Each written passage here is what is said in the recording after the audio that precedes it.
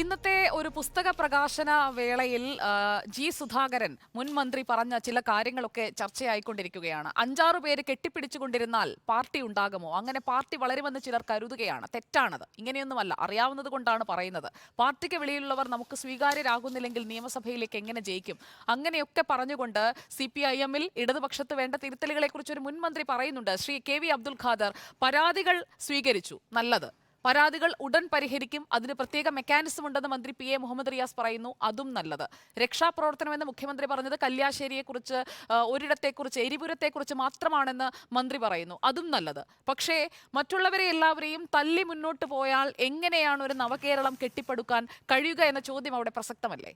എങ്ങനെ അപ്പോൾ ഭീരു എന്ന് വിളിക്കുന്നത് ഈ ആളുകൾക്കിടയിലേക്ക് ഇറങ്ങാത്ത ഒരു മുഖ്യമന്ത്രിയാണ്? ആളുകൾക്കിടയിലേക്ക് ഇറങ്ങേണ്ട ഒരാളല്ലേ മുഖ്യമന്ത്രി? അങ്ങനെ മാറി നിന്ന് തല്ലിത്തൊൽപ്പിച്ച് മുന്നോട്ട് പോകുന്ന ഒരാളെ ഭീരു എന്ന് വിളിച്ചാൽ അതിനെ തെറ്റു പറയാൻ കഴിയുമോ ശ്രീ KV അബ്ദുൽ ഖാദർ? രണ്ടാം റൗണ്ട് ചർച്ചയിൽ എനിക്ക് സമയം തന്നില്ല, മാത്രമല്ല അവർക്ക് നിർബാധം സംസാരിക്കാൻ അവസരവും കൊടുത്തു. അപ്പോൾ എന്നെ ഒന്ന് പറയാൻ പൂർത്തീകരിക്കണം. കാരണം കോൺഗ്രസ് BJP പ്രതിനിധികൾ രണ്ടു കൂട്ടരും പരസ്പര ഐക്യത്തിൽ അവർ തമ്മിൽ യാതൊരു വിമർശനവുമില്ലല്ലോ. കോൺഗ്രസിൻ്റെ പ്രതിനിധി ഇവിടെ സംസാരിച്ചപ്പോൾ BJPയെക്കുറിച്ച് ഒരു വിമർശനവുമില്ല, തിരിച്ച് BJPക്കും വിമർശനവുമില്ല. കോൺഗ്രസിൻ്റെ പ്രതിനിധി ശ്രീകുമാർ എത്ര ദുർബലമായിട്ടാണ് കാര്യങ്ങൾ അവതരിപ്പിച്ചത്. കോൺഗ്രസ് പാർട്ടി അതിൻ്റെ ദേശീയ നയം തന്നെ നയമില്ലാത്ത അവസ്ഥയിലേക്ക് പോയിക്കൊണ്ടിരിക്കുന്ന ഒരു ഘട്ടത്തിൽ ഇവിടെ അദ്ദേഹം എന്തെല്ലാം വസ്തുതാവിരുദ്ധമായിട്ടുള്ള കാര്യങ്ങളാണ് പറഞ്ഞത്. ഞാനത് വീണ്ടും ഞാൻ നേരത്തെ പറഞ്ഞ കാര്യങ്ങളിലേക്ക് പോകുന്നില്ല. ഇവിടെ BJPയുടെ പ്രതിനിധി പറഞ്ഞു സംസ്ഥാന ഗവൺമെൻറ്റിൻ്റെ അവകാശവാദങ്ങൾ ശരിയല്ല. ഞാൻ ആവർത്തിക്കുന്നു, 55 ലക്ഷത്തിലേറെ പേർക്ക് പെൻഷൻ 1600 കൊടുക്കുന്ന ഒരു സംസ്ഥാന ഗവൺമെൻറ്റും ഇന്ത്യയിലില്ല. അത് യാഥാർത്ഥ്യമാണ്. പിന്നെ ഏത് സംസ്ഥാന ഗവൺമെൻറ്റിനോടാണ് മുൻകൂറായിട്ട് പണം നൽകണം എന്നാവശ്യപ്പെട്ടത്? ഇവിടെ മുഴുവൻ അടച്ചുപൂട്ടി പോയതായിരുന്നല്ലോ. ദേശീയപാത വേണമെങ്കിൽ ഈ പണം അടച്ചുകൊള്ളണം എന്നുള്ള ഉപാധി മറ്റു മാർഗങ്ങളില്ലാതെ സംസ്ഥാന ഗവൺമെൻറ് അംഗീകരിച്ചതാണ്. ഗെയില് ഇവിടെ നടപ്പിലാക്കി.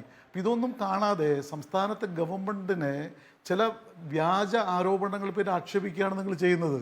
നവകേരള സദസ്സ് എന്നുള്ള പരിപാടി ജനങ്ങളെ ഭിന്നിപ്പിക്കാൻ വേണ്ടി വളരെ ശക്തമായി ഇവിടുത്തെ വർഗീയ വിഭാഗീയ ശക്തികൾ ശ്രമിക്കുന്നുണ്ട്. മതത്തിൻ്റെ പേരിൽ പരസ്പര വിദ്വേഷം ഉണ്ടാക്കാൻ ശ്രമിക്കുന്നു.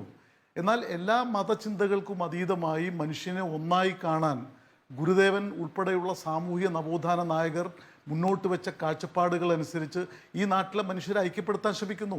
അതാണ് നവകേരളത്തിൻ്റെ ലക്ഷ്യം. ഈ സംസ്ഥാന ഗവൺമെൻറ് നടപ്പിലാക്കുന്ന പദ്ധതികൾ കൂടുതൽ ശക്തിപ്പെടുത്തുന്നതിന് ജനങ്ങളുടെ സഹായം വേണം. ജനങ്ങളുടെ നിലവിലുള്ള മറ്റ് പ്രശ്നങ്ങൾ, പരാതികൾ പരിഹരിക്കണം. അതാണ് ഈ പദ്ധതിയിലൂടെ നടപ്പിലാക്കാൻ വേണ്ടി ശ്രമിച്ചത്. ഇവിടെ ശിവകുമാർ പറഞ്ഞു ഒരു പരാതിയും വാങ്ങിയിട്ടില്ല, പരാതി നൽകാൻ ചെന്നവർ ആട്ടി ഓടിച്ചു. എന്തിനാണ് നുണ പറയുന്നത്? ഇതാണ് നുണ.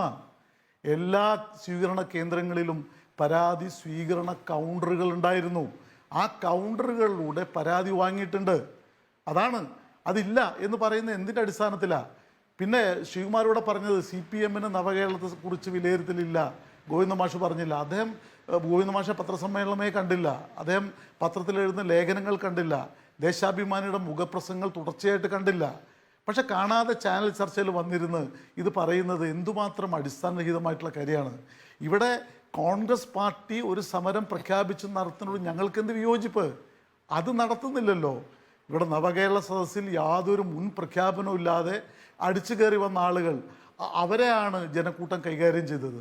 പക്ഷേ ഇവിടെ അതേക്കുറിച്ചൊന്നും യാതൊരു വിശദീകരണവും നൽകാതെ മുഖ്യമന്ത്രിയാണ് ഭീരു, സംവാദത്തിന് തയ്യാറാവാതെ ഒളിച്ചോടി ഈ നവകേരള സദസ്സിൽ പങ്കെടുക്കാതിരുന്ന പ്രതിപക്ഷത്തിൻ്റെ നേതാവാണ് യഥാർത്ഥത്തിൽ ഭീരു.